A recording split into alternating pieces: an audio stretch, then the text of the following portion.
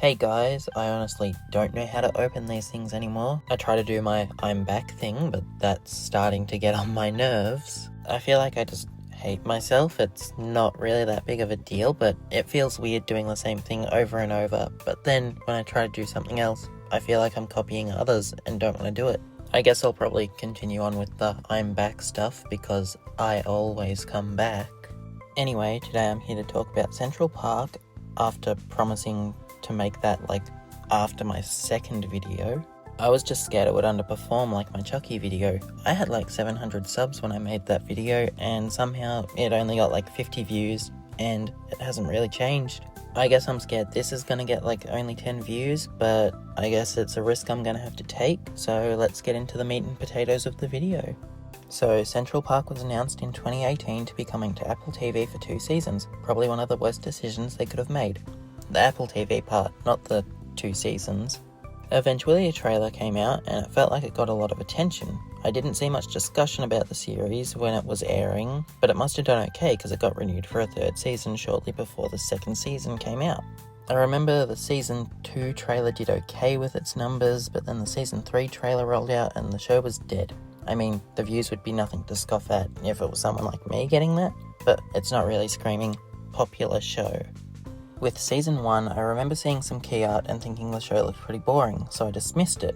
I completely missed the original trailers, and eventually some cartoon news page posted about the first 3 episodes being out. The specific clip was from the song Weirdos Make Great Superheroes, specifically one of the parts animated like Molly's comic books, so I thought it was just some weird kids shows, and again, I dismissed it. Later, the song Mama's Got This popped up on my YouTube. I listened to it, and oh my god, I fell in love. I immediately watched episode 3. Because that was the episode the song came from. I didn't really think the show would be serialized and that I'd throw myself off. I mean, it wasn't too big of a deal. I just went back and watched the other episodes and then I watched the rest of the show week by week. Honestly, if I was never recommended that clip, the show would have gone under my radar for ages. Season 1 is great. Every episode contributes something to the overarching story, which makes it stand out from other adult animated shows. Some episodes you'll get something huge, others you'll get something pretty small, but most of the things get payoff in the end even if they are small, so it's not like it's the end of the world. Each episode does matter. Even if there isn't major payoff, there's usually a reference or a callback and you'll feel rewarded for watching those episodes. And even if you're not getting something essential to the plot, you get something important for the characters or some sort of lore. I know it sounds weird to say lore about this show, but I'll mention it later.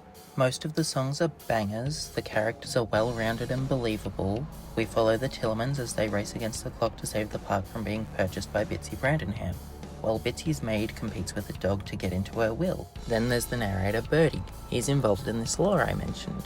He is a physical presence in the show. He is a character himself. He chooses to involve himself in the stories, and this has consequences that lasts over the span of a couple episodes. He's at his best in season 1. Season 2 still follows ideas and gives lore and stuff, but it's lesser.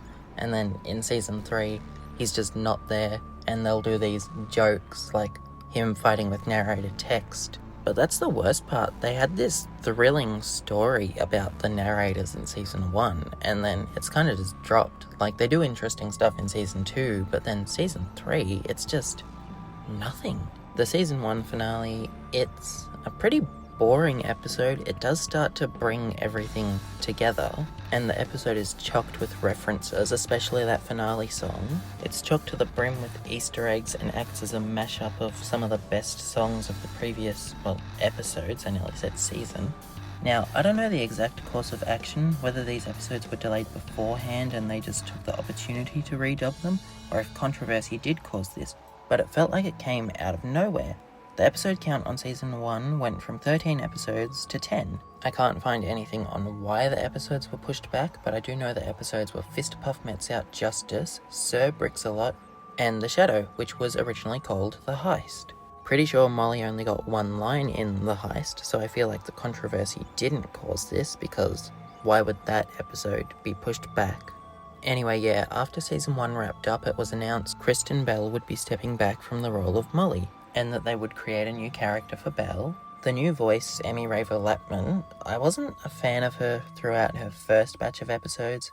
Throughout Season 2B, she definitely grew on me, and it felt like she definitely made the role her own. Honestly, in Season 3, when Belle did come back, if you close your eyes, you can't tell who's talking, which is honestly scary. Lapman gives an amazing performance, and while she does struggle to hit a few emotional beats, I will say it's an amazing take on the character. Anyway, yeah, with the Season 2 recast, I feel like that's the perfect segue to talk about Season 2. Season 2 of Central Park has 16 episodes due to the delay from the previous season, so they ended up taking a mid-season break. With the few people who do watch Central Park, they were calling these Season 2A and Season 2B, like most people would with most shows. Can't remember if it was Lauren Bouchard or Josh Gad, but one of them said they would prefer, if people were not referring to them as that, they would prefer Season 2 be considered one long stretch. Which I do get, that people are just trying to differentiate them. It's like Netflix, they'll say Part 1 and Part 2 if they decide that they're releasing a season separate. Also, this is just between us, I think Season 2A is far superior to Season 2B. Almost every episode is a banger, there's just a noticeable lack of development compared to the previous season. Episode 1 felt important, but then boom, radio silence. But a lot of the episodes are important to the characters. You get episodes like Mother's Days and Fisterpuff Mets Out Justice, or The Shadow. Weirdly, 2 of the episodes that were delayed. They feel important. The only episode I'd say comes close to being a dud is A Decent Proposal. It's overall still a great episode. It just feels more in line with the Season 2B episodes in that little drop of quality. So yeah, Season 2A, mainly great. Season 2B, on the other hand, felt as if they dropped the ball a little bit. I'd say out of the 8 episodes, the only 3 really feel as if they capture the magic of the previous episodes. Those being Beers for Brandon Ham, The Patriarchy, and Celeste We Forget. The other episodes feel like they rely too heavily on reference humour, or jokes just fall flat. They can tend to be a little gross sometimes. But on the other hand, it also feels like they're playing it too safe at some points. I just don't get it. It's one of the biggest mixed bags I've ever seen. Especially an episode like Castle Sweet Castle. I loved the Elwood and Bertie subplot, but the history guy, when Owen and Paige are trying to get a washing machine put into the house, it's just over the top, and I don't like it. The characters and music are still amazing as ever. It's just not as good.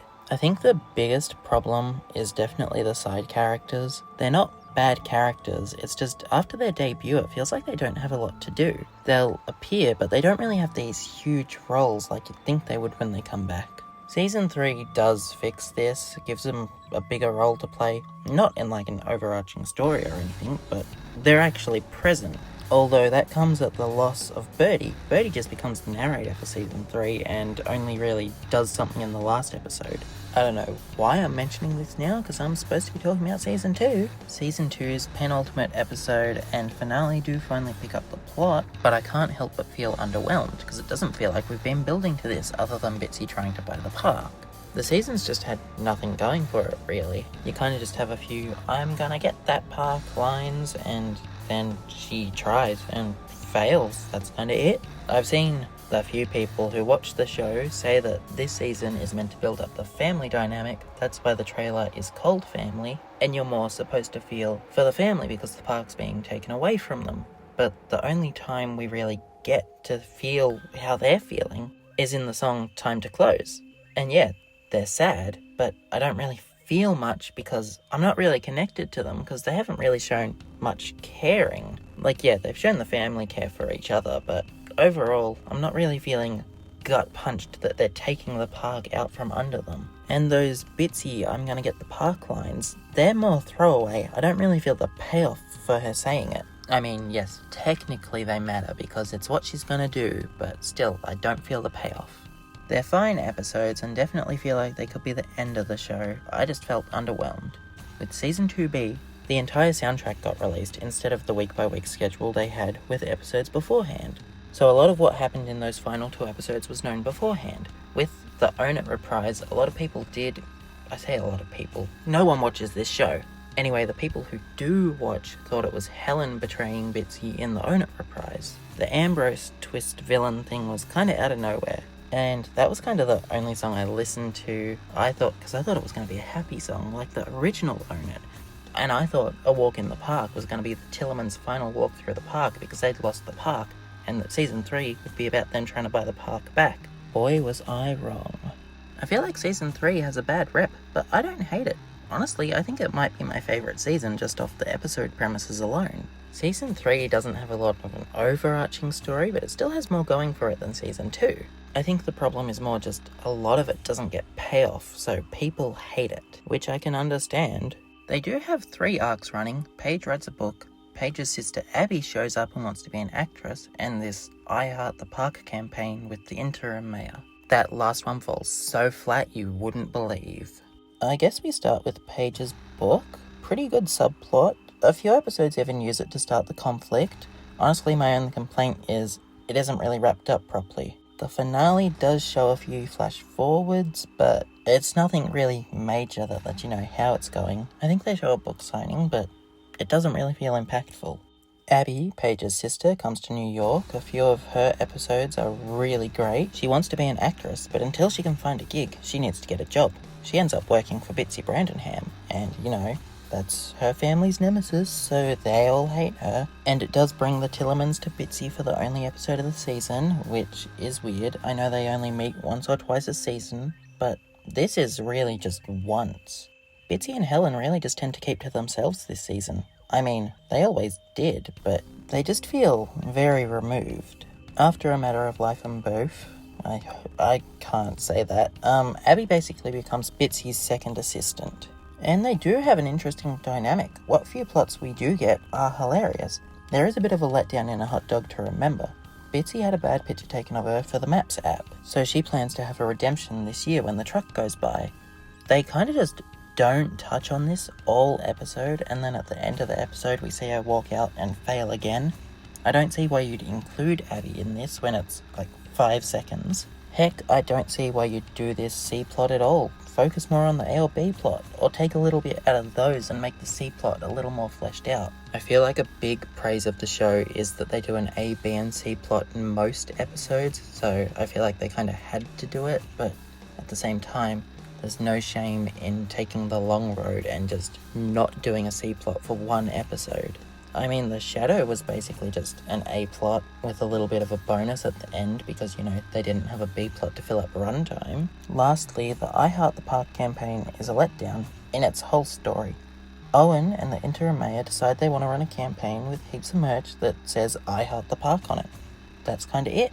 It doesn't really get mentioned outside of 2 episodes in the finale, which honestly wouldn't be a problem. It's not like a huge thing. The problem comes in when Bitsy is looking for a new puppet because she lost the previous mayor, so she decides, since none of the candidates seem good enough, she's just going to focus on the interim mayor for now, and she sees that Owen is talking to him, and she's like, haha, that's going to be my puppet, not yours. She does end up persuading him to join her in episode 3, but she does nothing with him. He just has a meeting with her in the finale, and he can't even make it because her employees are on strike, and he doesn't want to be involved. Like, you assume there's going to be a big conflict of Bitsy and Owen both realising they're working with the interim mayor, but there's nothing. This strike in general feels like it's trying to be season 1, but kinda fails. Throughout season 3, Bitsy fires a lot of her employees, and this strike features a lot of those employees. Problem is, feels like we're missing crucial scenes. I mean, she just fires and fires people, and then in the last episode they're all on strike. It's logical, but it feels like we're just skipping so much. Like, it doesn't feel like it's paying off. I don't feel rewarded. I recognize that these characters were fired, but I don't feel anything. The strikers try to convince Abby to join them, and she's like, no. She goes for a role and fails. She feels like it's Bitsy's fault, so she quits. Does feel like it heavily closes out Abby's story, especially since when she quits, the person who took her audition sees it and is like, wow, you should have bought that, you can have the role. Really feels like it closes out Abby's story. I wish I could say the same for the A-plot. The A-plot, Owen's worrying about his campaign. Elwood tells him not to worry. He agrees. starts to worry again. Owen's boss eventually turns up and also tells him not to worry, and he's like, oh, maybe I should not worry. Nothing really happens throughout the episode. It would be a good episode on its own. It just really doesn't feel like a finale. It feels like it should be the calm before the storm. Especially now being the series finale, it just feels like a middle finger to the audience. I feel like that's the point though, not the middle finger part. The part about it being the calm before the storm. With how many unresolved plot points there are, I feel like they thought they were going to get a season 4, but then they didn't, which I do feel sad, because now none of these plot points are wrapped up. But at the same point, I feel like it comes down to poor planning, because you aren't necessarily going to get an extra season. Like, in the first episode of Season 3, Bitsy's like, I'm still going to buy that park, and then nothing happens. I guess you could say it's a lot like Season 2, because those lines didn't really matter in the end, but, you know, she doesn't even try. Helen never gets anywhere with Bitsy's will either. I mean, in the finale, she proves she's basically the boss of the Brandon Ham, and that Bitsy wouldn't get anywhere without her, but, you know... But that doesn't really answer the questions. Despite how much I've ragged on about Season 3, I do think the episodes themselves are really solid. It's just, we don't get payoff to anything, except maybe Abby. Overall, I love Central Park. I think it's my favourite of the 3 Bob's Burgers art styles. I mean, I prefer early Bob's over Central Park, but if you were asking me about anything after Season 5 of Bob's and Central Park, I would probably choose Central Park. I just think it was sentenced to death by being put on Apple TV. I mean, I'm pretty sure most people don't like The Great North. I've heard it gets better around the end of the first season, but I couldn't put up with it. And I think that's renewed up to Season 5 or 6, and that's probably just because it's in the Anadom lineup with Bob's. It looks like Bob's, it's paired with Bob's, so obviously it's going to get views. I mean, if you put The Great North on Apple TV and Central Park in the Anadom lineup, do you think things would have gone exactly the same? Would The Great North be up to like Season 5, and would Central Park have been cancelled after 3 seasons? Central Park felt as if it originally wanted to take more risks. Some of the concept art looks nothing like Bob's Burgers. I imagine they saw the amount of shows trying something different and only lasting a season and decided to play it safe, especially after being doomed to a streaming service that no one knows exists. All of the characters have lovely singing voices. A few standouts are Owen, Paige and Helen. Helen is voiced by Daveed Diggs, and those pipes are amazing. I feel the only cast member who can't really sing is Stanley Tucci as Bitsy. You'll notice she doesn't get many songs, and the songs she does get are emotional. That's because she's the most tragic character in the series. The other times she sings, she's in group songs and only gets like a line or two. And sometimes she's just relegated to a speaking role in the songs like with the original Own It. Despite Central Park feeling incomplete, I definitely recommend people watch it. I doubt it's too late to save the show or anything, but it's a good show, and I feel like people should give it a shot. Honestly, when I saw the show was cancelled, I was surprised at the amount of shock I saw. Like, obviously the amount of comments were, what is this show? It just looks like Bob's Burgers. No one knows about this show. But there were a surprising amount of comments that were like, oh my god, it can't be over. Like a post I saw with like 2,000 comments, there were a surprising amount with a lot of likes that said, oh my god, I can't believe it's over. But I guess you tell me in the comments, have you seen it? Are you planning to see it now that I've made this video and you're one of the 3 people who watched it? Honestly praying for engagement on this video so that it's not only 3 people who watched it. So you should like, comment, subscribe, maybe even click the video that pops up in the box at the end.